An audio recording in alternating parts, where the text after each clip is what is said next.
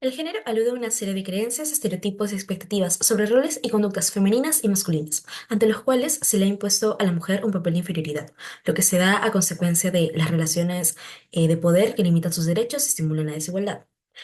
Además, la violencia es todo aquello que produzca daños físicos, psicológicos y económicos. Entonces podemos definir la violencia de género como toda aquella violencia cometida hacia una persona por su identidad, expresión o género percibido. La magnitud de este problema en el Perú es alarmante debido al aumento de casos significativamente. Así, dos constructos que vamos a usar para explicar la violencia de género y el mantenimiento de jerarquías desiguales son la orientación a la dominancia social y el sexismo ambivalente. La orientación de a la dominancia social, o SDO por sus siglas en inglés, implica la disposición psicológica que avala las desigualdades y la dominación entre grupos. De esta forma, los miembros de grupos privilegiados, como las personas de género masculino, que suelen presentar mayores puntajes de SDO, creen en estos mitos legitimadores, poseen creencias sexistas o racistas que justifican y refuerzan los sistemas de desigualdad social y preservan su dominancia.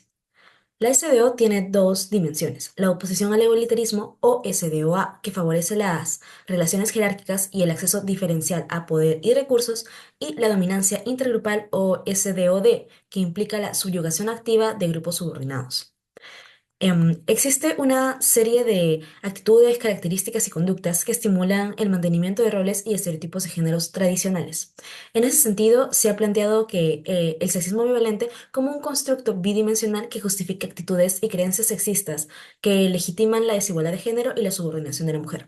Por un lado, el sexismo hostil implica sentimientos de antipatía y aversión hacia las mujeres, y por otro lado, el sexismo benevolente consiste en las actitudes que presentan un tono afectivo positivo que refuerzan estereotipos y roles tradicionales de género.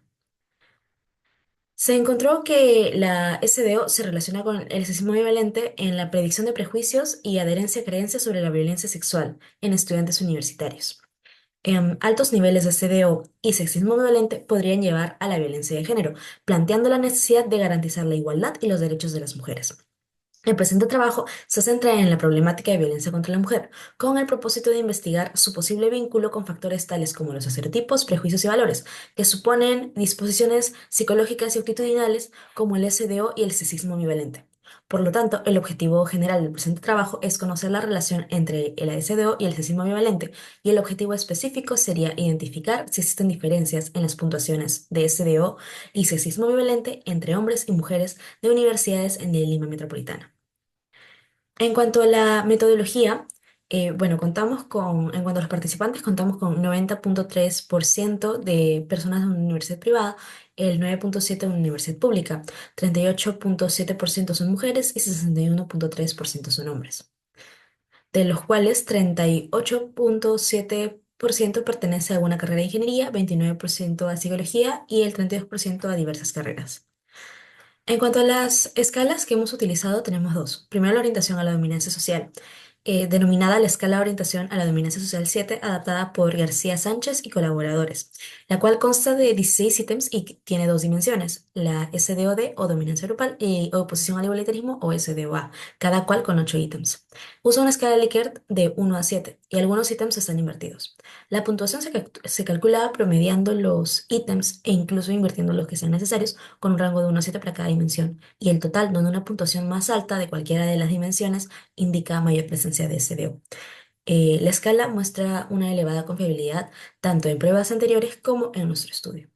En cuanto al sexismo ambivalente, el título es El Inventario de Sexismo Ambivalente ISA, adaptado por Cárdenas y colaboradores, el cual consta de 22 ítems divididos también en dos dimensiones: sexismo benevolente y sexismo hostil, y cada cual cuenta con 11 ítems.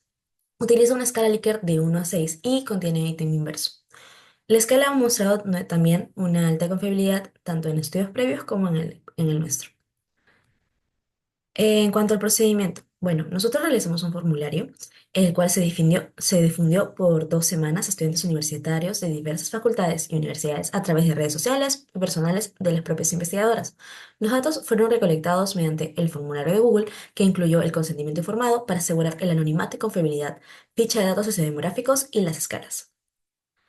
En cuanto al análisis de datos, se creó una base de datos en IEBM-SPSS versión 29 y se analizó la normalidad de las distribuciones usando la prueba Shapiro-Wilk. Se encontraron distribuciones normales en algunas dimensiones, mientras que en otras no normales. Se consideraron estas no problemáticas basándonos en la simetría y kurtosis estandarizadas. Se calcularon estadísticos descriptivos para la información sociodemográfica y las variables de orientación a la dominancia social y sexismo bivalente. Se utilizó también la correlación de Pearson para evaluar asociaciones entre las dimensiones de SDO y sexismo bivalente. Y continuamente se realizó un análisis de correlación bivariado para examinar las relaciones entre las dimensiones de las variables. Finalmente, se empleó la prueba T-Student para comparar SDO y sexismo bivalente entre hombres y mujeres, buscando diferencias significativas en las dimensiones y los puntajes totales. En cuanto a los resultados y la discusión, bueno, el primer hallazgo fue que se comprobó que había una asociación significativa directa de tamaño del efecto grande entre el SDO y el sismo bivalente. Esto podría justificarse, así como otras investigaciones lo han justificado, en la concepción tradicional que se tiene sobre las creencias del género y que posiciona, digamos, a los grupos sociales en jerarquías. Entonces, el sexismo se volvería un instrumento para evitar que se vulnere la organización social preestablecida. De esta manera, todas las creencias en torno a la iniquidad de los grupos y una resistencia a los cambios sociales para evitar que se vulnere la superioridad ya establecida de un grupo. En ese sentido, se funciona como un sistema que justifica el trato diferenciado e incluso agresivo hacia un grupo social denominado históricamente como débil o inferior.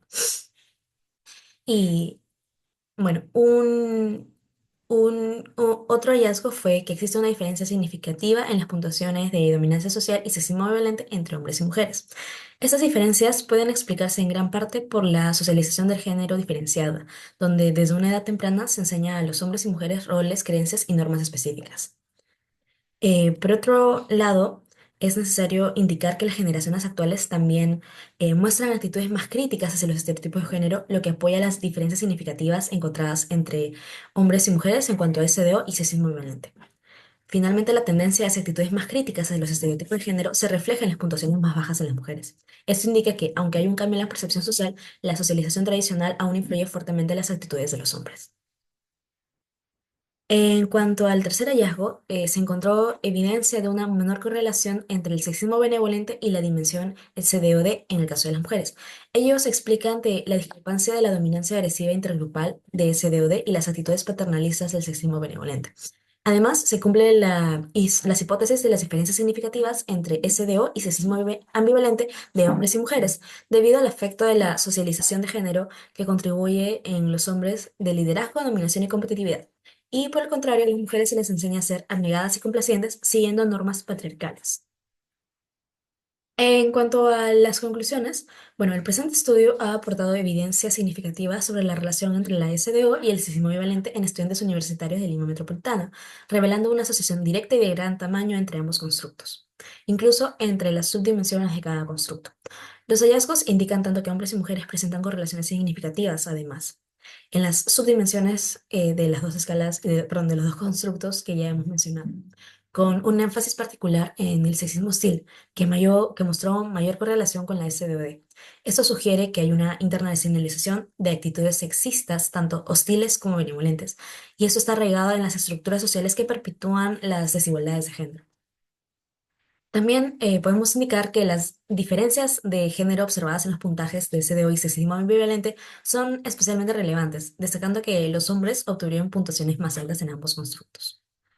Por lo tanto, podemos indicar que los resultados reflejan el impacto, digamos, de las campañas de civilización y políticas educativas que han contribuido a la deconstrucción de estereotipos de género en las generaciones actuales, debido a que, como hemos mencionado previamente, puede haber una socialización de género diferenciada donde los hombres son instruidos en roles de dominancia y competitividad, mientras las mujeres, al experimentar las consecuencias de la desigualdad de género, desarrollan una mayor conciencia crítica. Por lo tanto, y debido a los hallazgos, es necesario considerar el contexto y la promoción de la igualdad de género en el espacio de Lima Metropolitana. Para futuras investigaciones sería ideal que se explorara la influencia de variables contextuales o socioculturales en la perpetuación de la SDO y el sexismo ambivalente, así como implementar intervenciones que aborden esos problemas en las poblaciones universitarias.